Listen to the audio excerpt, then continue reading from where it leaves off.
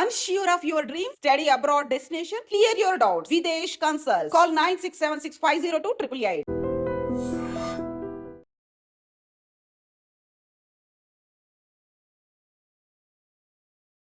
అమెరికాలో కాల్పులు ఇట్లాంటి వార్త చూడగానే నిజంగా భయమేస్తుంది. బికాస్ అమెరికాలో మన వాళ్ళు చాలా మంది ఉన్నారు. అండ్ ఇంకోటి ఏంటంటే ఈ మధ్య కాలంలో అమెరికాకి సంబంధించిన వార్తలలో మన తెలుగు రాష్ట్రాల వాళ్ళు కావచ్చు, లేదంటే ఇండియాకి సంబంధించిన వ్యక్తులు వెరీ ఫ్రీక్వెంట్ గా చనిపోతున్నారు.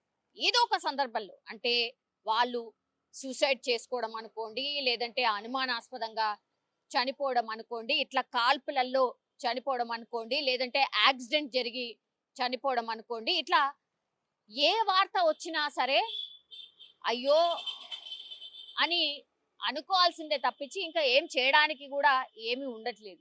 అట్లనే ఇప్పుడు సౌత్ కరోలినా దగ్గర ఏదంటే లిటిల్ రివర్ ప్రాంగణంలో ఒక్కసారిగా దుండగుడు కాల్పులకు తెగబడిండు. ఎవరుంటే వాళ్ళు, ఎవరు కనిపిస్తే వాళ్ళు, వాళ్ళ మీద కాల్పులు చేయడం స్టార్ట్ చేసినటువంటి పరిస్థితి.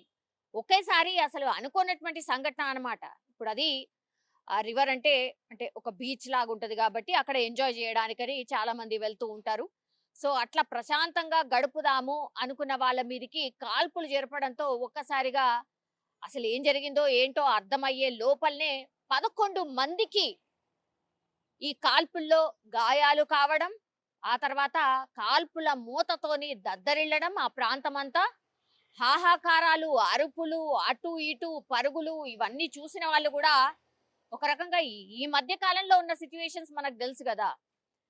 ఈ ఉగ్రవాదులని, కాల్పులని ఇట్లాంటి సంఘటనలు కూడా జరుగుతున్నాయి. ఇంకోటి ఏంటంటే అమెరికాలో మనకు తెలుసు కదా, గన్ కల్చర్ కూడా చాలా ఎక్కువగా ఉంటుంది. అమాయకులైనటువంటి వాళ్ళని కూడా కాల్చినటువంటి సందర్భాలు ఉన్నాయి.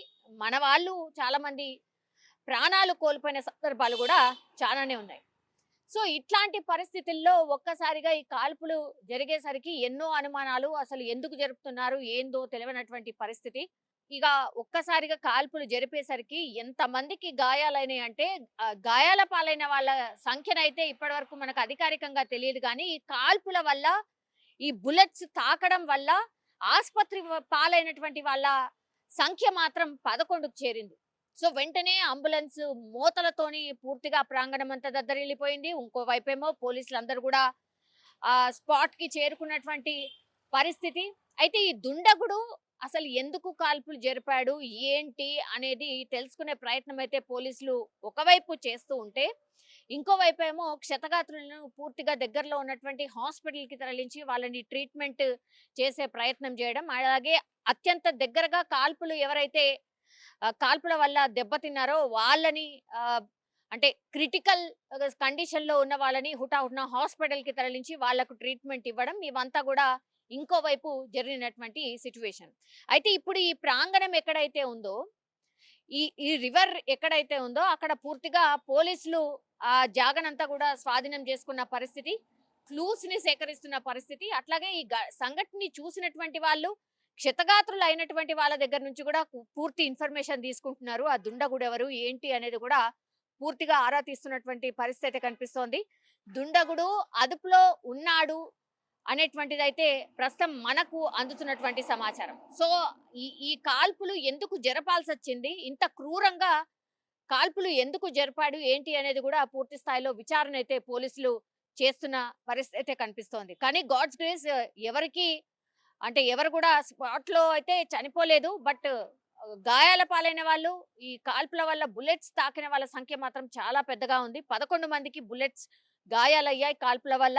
మిగతా వాళ్ళు కూడా చిన్న చిన్న గాయాలతో చాలా మంది ఉన్నారు. వాళ్ళని కూడా హాస్పిటల్ కి తరలించి ట్రీట్మెంట్ అయితే చేస్తున్నటువంటి పరిస్థితి. ఇట్లాంటి వార్త విన్న వెంటనే మాత్రం అందరికీ భయం వేస్తుంది. అసలు ఏంది గన్ కల్చర్ ఏంది, అసలు ఎన్నిసార్లు ఎంతమంది ప్రాణాలు పోంగా చూసాం. ఇట్లా సైకోలు కొంతమంది ఎందుకు ఇట్లా గన్ లైసెన్స్ తీసుకొని మనుషులని కాల్చడానికి తెగబడుతున్నారు అనేది కూడా పెద్ద ఎత్తున ఒక చర్చ అయితే నడుస్తున్న సిచ్యువేషన్ అయితే కనిపిస్తోంది. ఇంకోవైపేమో పూర్తిగా అసలు ఎందుకు జరిగింది, ఎందుకు కాల్పులు జరపాల్సి వచ్చింది అనేది కూడా పూర్తి స్థాయిలో విచారణ అయితే చేస్తున్నారు పోలీసులు.